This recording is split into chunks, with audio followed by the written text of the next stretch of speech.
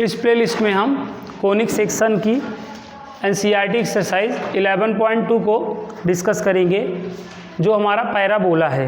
ठीक है, तो आइए देखते हैं पहला क्वेश्चन। ध्यान सुनिएगा। In each of the following exercise 1 to 6 find the coordinates of the focus axis of the parabola, the equation of the directrix and the length of the latus rectum. ठीक है, हमें क्या करना है, 1 से 6 तक के क्वेश्चन में ना हमें क्या करना है, कोऑर्डिनेट ऑफ फोकस, फोकस का कोऑर्डिनेट बताना है, नाभि का निर्देशांक बताना है, एक्सिस ऑफ द पैराबोला बताना है, परवलय का अक्ष बताना है और इक्वेशन ऑफ द डायरेक्ट्रिक्स, नियता का समीकरण बताना है और लेंथ ऑफ लेटस रेक्टम और नाभिलंब की लंबाई बतानी है। पहला क्वेश्चन ये है हमारा। ठीक है, क्या है, Y square equal to 12x, Y square equal to क्या है 12x। ये बताइए कौन सा पैराबोला है ना, ये आपका राइट हैंड पैराबोला है। ठीक है, तो जो पैराबोला हो उससे क्या कर दीजिए आप, कंपेयर कर दिए, कंपेयर। तो यहाँ पे देखिए 4 × 4, 4 × 3 = 12, तो ए का मान क्या आ गया बताइए, 3 आ गया कि नहीं। कौन सा पैराबोला है, राइट हैंड पैराबोला है। और राइट हैंड पैराबोला है तो फिगर ऐसे बनेगा कि नहीं बताओ। और ये राइट हैंड पैराबोला का फोकस होता है और ये क्या होता है, वर्टेक्स होता है और ये क्या होती है, डायरेक्ट्रिक्स होती है। ठीक है, और ये चीज़ क्या कहलाएगी, ये लेटस रेक्टम कहलाएगी ना, और ये चीज़ क्या कहलाता है, एक्सिस कहलाता है। बताइए यहाँ तक आया। अब ये जो फोकस है बोले तो यस, राइट हैंड पैराबोला का फोकस क्या होता है बताइए, फार्मूले के फॉर्म में फोकस क्या होता है राइट हैंड पैराबोला का, बताइए ना। ये एक्स एक्सिस पर लाइज कर रहा है कि नहीं, फोकस कहाँ पे लाइज कर रहा है, देखो एक्स एक्सिस पे लाइज कर रहा है। ए से एस की डिस्टेंस कितनी होती है, स्मॉल ए होती है ना, तो यही तो स्मॉल ए कामा 0 होता है। राइट हैंड पैराबोला का फोकस क्या होता है, ए कामा 0 होता है, तो ए की वैल्यू यहाँ पर कामा 0, तो ये हमारा फोकस हो गया। बताइए आ गया। और लेटस रेक्टम क्या होता है बताइए, चाहे जो पैराबोला हो, चाहे जो पैराबोला हो, नाभिलंब क्या होगी, नाभिलंब का फार्मूला क्या होगा बताइए, 4a होगा कि नहीं। और 4a का मान अगर आप देखें तो यहाँ से 12 ही है, या a का मान 3 निकाले तो 4 × 3 = 12 हो ही जाएगा। ठीक है, एक्सिस, यहाँ पे एक्सिस क्या है बताओ, equation of axis, equation of axis, equation of axis, चाहे जो पैराबोला हो हमेशा कौन बनेगा, इक्वेशन में जिसकी पावर 1 होगी। इक्वेशन में किसकी पावर 1 है, x, तो इक्वेशन में जिसकी पावर 1 होती है हमें वही के एक्सिस का फार्मूला लगाना होता है। इक्वेशन में किसकी पावर 1 है, x, तो x एक्सिस का इक्वेशन क्या होता है बताइए, x एक्सिस का इक्वेशन, x का समीकरण क्या होता है, तो यहाँ पे एक्सिस ऑफ पैराबोला क्या होगा, y = 0। ये साइड ट्रिक बताया नहीं था, इक्वेशन में जिसकी पावर क्या होगी 1 होगी। ठीक है, इक्वेशन में जिसकी पावर 1 होगी, इक्वेशन ऑफ एक्सिस के लिए उसी का फार्मूला लगाएंगे। तो यहाँ पे हम x एक्सिस का इक्वेशन क्या होता है बताइए, तो y = 0। समझ में आया। अभी और एक चीज़ बतानी है, क्या, लेटस रेक्टम बताना है, क्या बताना है, सॉरी डायरेक्ट्रिक्स बतानी है, नियता बतानी है, नियता मतलब जेडीएम बताना है। तो जेडीएम का क्या इक्वेशन था बताइए राइट हैंड पैराबोला में, देखो इक्वेशन में जिसकी पावर 1 हो उसी में हमेशा ए को प्लस करेंगे ना। बताइए, यही तो होता था, फार्मूला जाके देखिए, नहीं देखे हैं तो। नियता का देखो, राइट हैंड पैराबोला का क्या होगा, डायरेक्ट्रिक्स x + a है ना, a का वैल्यू क्या है बताइए, a की वैल्यू तो x + 3 = 0 हो गया। बोलिए, तो 1 से 6 तक के क्वेश्चन में आपको क्या करना है, ऐसे इक्वेशन दिए रहेंगे आपको, फोकस, लेटस रेक्टम, एक्सिस और डायरेक्ट्रिक्स, इस तरीके से बताना है। हो जाएगा। अगला क्वेश्चन देते हैं, आप लोग करके हमें जल्दी से बताइए, जल्दी से ना। सेकंड वाला इसका करिए आप लोग, मिस्टेक नहीं होना चाहिए, सोच समझ के फार्मूले लगाइए। एक एक फार्मूले बता रखा हूँ। x² = यहाँ देखिए 6y है, x² है 6y। अब इसको सॉल्व करिए। x² = 6y। कौन सा पैराबोला है बताइए? Upward parabola. जो पैराबोला उससे क्या करना है, कंपेयर। तो 4a बराबर क्या हो गया बताइए, 6। a का वैल्यू क्या हो जाएगा देखिए, 6/4। तो a का वैल्यू 3/2। समझ में आया? अगर आपको कोई फार्मूले नहीं याद हैं तो भी आप लगा सकते हैं। कैसे, मैं बता रहा हूँ। अभी आपको पहला फोकस बताना है। फोकस हमेशा कहाँ होगा, समझिए। फोकस हमेशा उस एक्सेस पे होगा जिसकी पावर 1 होगी। तो इक्वेशन में किसकी पावर 1 है, तो आपका फोकस कहाँ होगा, y पे होगा। और जिस पे फोकस होगा ना, जैसे y एक्सेस पर हो तो कौन 0 होगा, तो x वाला कोऑर्डिनेट तो 0 कर दो, और y पे कितना रहेगा, ये रहेगा। और a की वैल्यू क्या है देखो ना। तो इस तरीके से आपको बुद्धि का यूज करना है बस। बाकी लेटस रेक्टम क्या होता है, नाभिलंब क्या होता है, 4a। और 4a का मान देखो ना, वो तो कंपेयर करके ही 4a पा जाते हो तुम। लेटस रेक्टम तो कंपेयर किए तो तुरंत पा गए। बताओ यहाँ पे एक्सिस क्या होगा, यहाँ पे एक्सिस बताइए। एक्सिस, एक्सिस के लिए किसका इक्वेशन लगाएंगे, जिसकी पावर 1 है। किसकी पावर 1 है, तो y एक्सिस।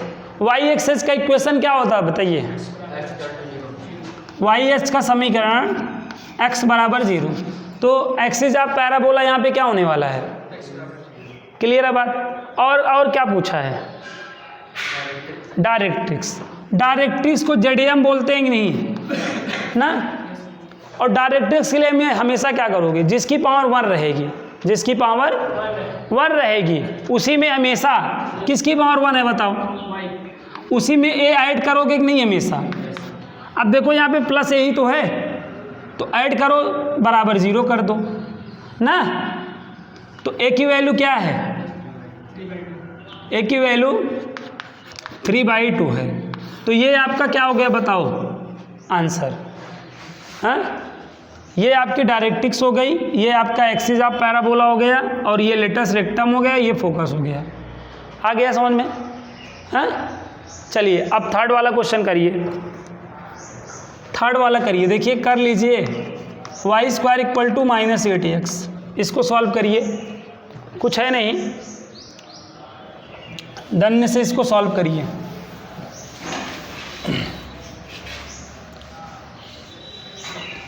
y² = -8x कौन सा पैराबोला है, लेफ्ट हैंड पैराबोला। तो जो पैराबोला हो उसी से कंपेयर कर देना है। लेफ्ट हैंड पैराबोला है। अब लेफ्ट हैंड पैराबोला का स्टैंडर्ड इक्वेशन आपको पता ही है क्या, -4ax ना।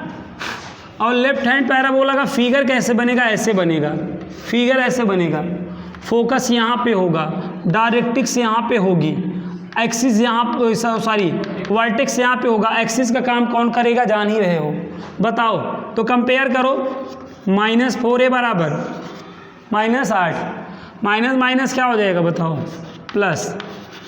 और ये 4 दूनी 8, a का मान क्या हो गया बताओ, 2। फोकस कहाँ पे होगा आपको दिख रहा है, फोकस कहाँ है, x एक्सिस पे है, और x एक्सिस पे है तो कौन 0 होगा, y। और किस डायरेक्शन में है फोकस, तो माइनस ए होगा कि नहीं बताओ। ए की वैल्यू क्या है ना, ये हो गया। लेटस रेक्टम आपका क्या होता है 4a होता है, तो मैंने कहा हमेशा कंपेयर करोगे तो वहीं से पा जाओगे, 4a का मान तो यही है ना, लेटस रेक्टम है यही हमारी ना। एक्सिस, यहाँ पे एक्सिस कौन होगा बताओ, एक्सिस कौन होगा, जिस पे फोकस होता है वही एक्सिस होता है। और वैसे भी मैंने बताया इक्वेशन में जिसकी पावर 1 हो, किसकी पावर 1 है, एक्स की, तो जिसकी पावर 1 हो उसी का इक्वेशन लगाना है। तो एक्स एक्सिस का इक्वेशन क्या होता है वैसे स्ट्रेट लाइन से, तो यहाँ पे एक्सिस क्या होगा, y = 0 हो जाएगा। और डायरेक्ट्रिक्स बताओ तो जाने, जेडएम क्या होगा बताइए, डायरेक्ट्रिक्स। देखिए यहाँ पे कहाँ है, तो मैंने कहा जिसकी पावर क्या हो 1 हो, किसकी पावर 1 है, तो बात समझिए। ये यहाँ तक क्या है बताइए, ये ए है कि नहीं, ये इधर भी ए ही होगा। डायरेक्ट्रिक्स के लिए हमेशा क्या करना होता है, डायरेक्ट्रिक्स देखिए किसके पैरेलल है, डायरेक्ट्रिक्स किसके पैरेलल है, ये डायरेक्ट्रिक्स है, ये किसके पैरेलल है। और वाई एक्सिस के पैरेलल लाइन का इक्वेशन x = h होता है कि नहीं, ये h क्या है, ओरिजिन से डायरेक्ट्रिक्स तक की डिस्टेंस, ओरिजिन से डायरेक्ट्रिक्स तक की डिस्टेंस। तो बताओ ओरिजिन से डायरेक्ट्रिक्स तक की डिस्टेंस क्या है, ये ओरिजिन है और ये डायरेक्ट्रिक्स है, तो यहाँ से यहाँ तक कितना है बताओ, ए है कि नहीं बताओ, स्मॉल ए है और प्लस डायरेक्शन में है, तो इसी वजह से x - a = 0। अगर आपको फार्मूला नहीं याद है तो आप बुद्धि का इस्तेमाल करिए। डायरेक्ट्रिक्स किसके पैरेलल है, y एक्सिस के, और y एक्सिस का इक्वेशन क्या होता है, x = h होता है, और h की वैल्यू हमेशा ओरिजिन से डायरेक्ट्रिक्स तक की डिस्टेंस ना, distance from origin to directrix h होगा, h हमेशा क्या होगा ना, distance from origin to directrix. तो क्या है देखिए ना, पॉजिटिव डायरेक्शन में है कि नहीं, देखो इक्वेशन और कोऑर्डिनेट राइट करते टाइम डायरेक्शन मैटर करती है, प्लस है तो प्लस और माइनस है तो ये x - a = क्या हो जाएगा 0, तो ये आपकी क्या हो गई, डायरेक्ट्रिक्स हो गई। ये आपका आंसर आया समझ में। अब ऐसे क्या है, यहाँ तक आ गया, ए की वैल्यू रखनी पड़ेगी, यस ए की वैल्यू रखनी पड़ेगी, ये तो मैंने फार्मूला, ये ए की वैल्यू क्या है 2, x - 2 = 0 आएगा। क्लियर है। अब ऐसे देखिए 3 क्वेश्चन हमने करा दिए हैं और 3 हैं, और ऐसे 3 हैं, इनको आप घर पे लगाइएगा, नहीं आएगा तो बताइएगा, बताइए हो जाएगा ना। चलिए लिख लीजिए, तो ये 3 क्वेश्चन आप ना घर पे लगाइएगा और कल लगा के लाइएगा। ये 4, ये 5 नंबर, ये 6 नंबर,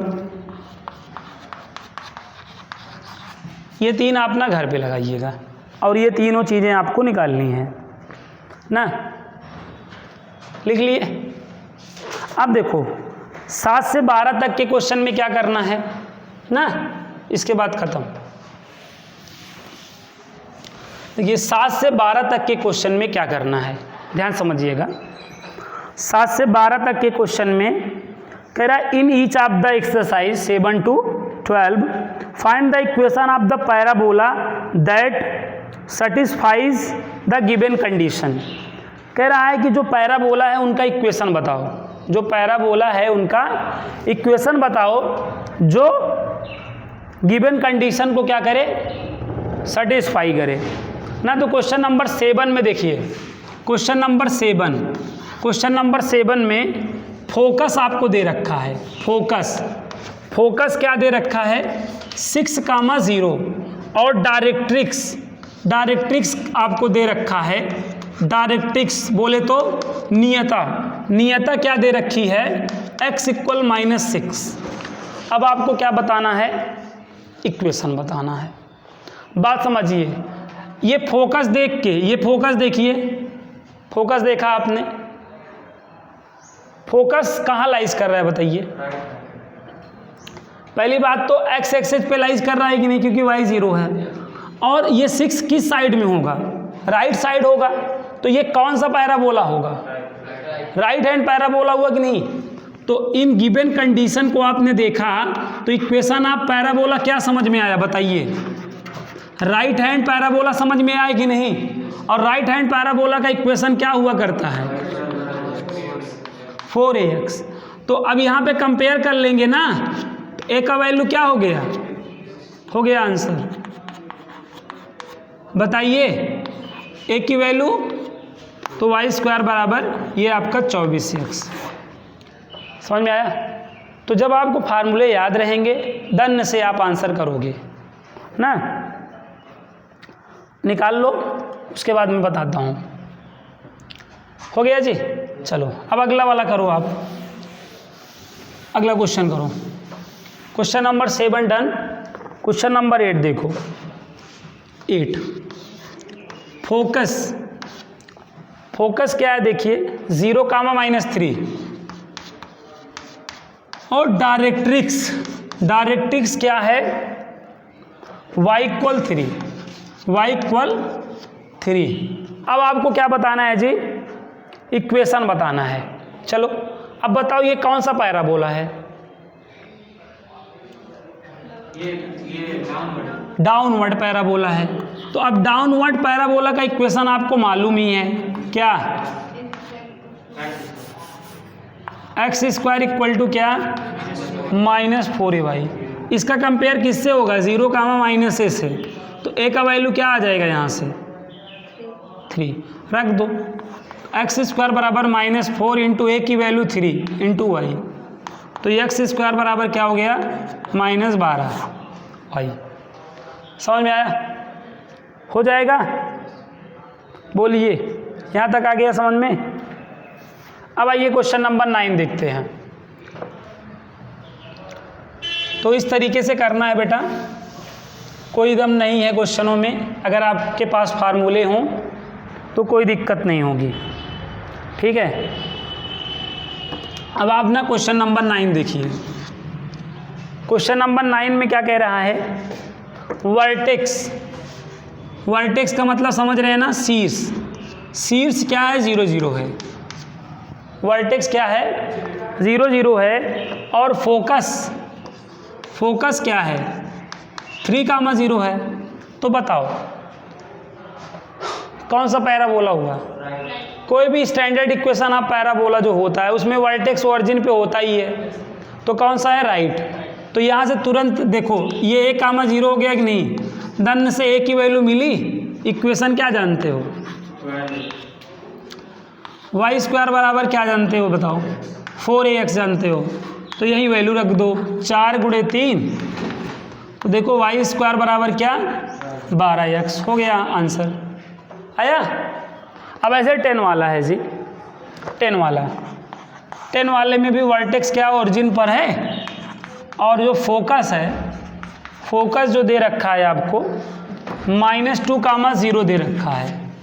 बताइए तो ये कौन सा पैराबोला है, लेफ्ट है। तो लेफ्ट वाला पैराबोला क्या होता है पता है, y² बराबर -4ax। यहाँ पे -a, 0 से कंपेयर, a की वैल्यू 2 रख दीजिए, y² बराबर -8ax। समझ में आया। तो ऐसे ही पूरी एक्सरसाइज में क्वेश्चन है, इसके 2 क्वेश्चन और बचे हैं, उनको भी देख लीजिए। 11.2 हो जाएगा समाप्त, हो जाए फिनिश। बताइए आ रहा है कि नहीं समझ में। इसके सारे फार्मूले बता दिए थे हम, कैसे आप फार्मूलों को याद रखोगे, है ना। क्वेश्चन नंबर 11, एक वर्ड है यहाँ पर सिमेट्रिक, उसका भी मतलब मैं बताऊंगा। ये क्वेश्चन नंबर 11 क्या है, find equation of parabola vertex 0, 0 passing through the point 2, 3 and axis is along x axis. देखो क्वेश्चन नंबर 11 में क्या है, वर्टेक्स क्या है, 0, 0 है। और पैराबोला क्या है, 2, 3 से पासिंग थ्रू है, axis is along x axis. और जो इसका एक्सिस है किसके अलोंग है, x एक्सिस के। एक्सिस किसके अलॉन्ग है ना, एक्स एक्सिस की ये सममित है। सममित बोले तो सिमेट्रिक, सिमेट्रिक का क्या मतलब होता है समझ लीजिए। सिमेट्रिक इसका यूज 12th में खूब है ना, एप्लीकेशन ऑफ डेफिनेट इंटीग्रल में। सिमेट्रिक सममित, सममित का क्या मतलब होता है ध्यान समझिए। जैसे ये क्या है, कोई वक्र है, क्या है, कोई वक्र है और ये कोई रेखा है, ठीक है। तो ध्यान दीजिएगा, जो रेखा जो लाइन वक्र को एक जैसे दो बराबर भागों में बांटे, वो लाइन मतलब वो वक्र उस लाइन के सापेक्ष सममित कहा जाता है ना। वक्र को जो रेखा एक जैसे दो पार्ट में क्या करे, डिवाइड ना, वक्र उस लाइन के अबाउट क्या होता है, सिमेट्रिक होता है। जैसे ये देखो, ये जो लाइन है वक्र को एक जैसे दो भागों में कर रही नहीं, तो ये जो वक्र है एक्स अक्ष के क्या हुआ, सममित हुआ। क्या हुआ, याद करो क्या याद करो, आप ये याद करो, ये राइट हैंड पैराबोला जानते हो आप, राइट हैंड पैराबोला। अब जो राइट हैंड पैराबोला है, देखो ये जो एक्स एक्सिस है ये क्या है, ये एक्स एक्सिस है कि नहीं बताओ, एक्स एक्सिस के ऊपर और एक्स एक्सिस के नीचे एक जैसा ही तो है ना। तो जो रेखा किसी वक्र को एक जैसे दो बराबर भागों में विभाजित करती है, वो रेखा उस वक्र के सापेक्ष सममित कहा जाता है ना। ये वक्र किसके सापेक्ष सममित है, एक्स एक्सिस के, क्योंकि एक्स एक्सिस के देखो इधर उधर एक जैसा पार्ट हुआ है कि नहीं। जो पैराबोला होता है किसी ना किसी एक्सिस के क्या होता है, सिमेट्रिक होता है। क्या होता है, तो ये जो राइट हैंड पैराबोला है किसके सिमेट्रिक होता है, राइट हैंड पैराबोला किसके सिमेट्रिक होता है, एक्स एक्सिस के। सिमेट्रिक का मतलब समझे ना, वक्र को जो रेखा एक जैसे दो भागों में करती हो, वो रेखा उस कर्व के सिमेट्रिक अबाउट होगी।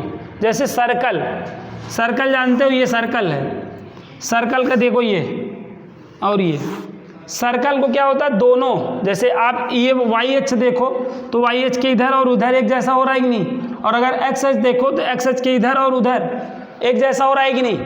तो जो सर्कल होता है curve symmetric about both axes होता है। क्या होता है, curve symmetric about both axes नहीं होता है यार, दोनों अक्षों के सापेक्ष सममित होता है, दोनों अक्षों के।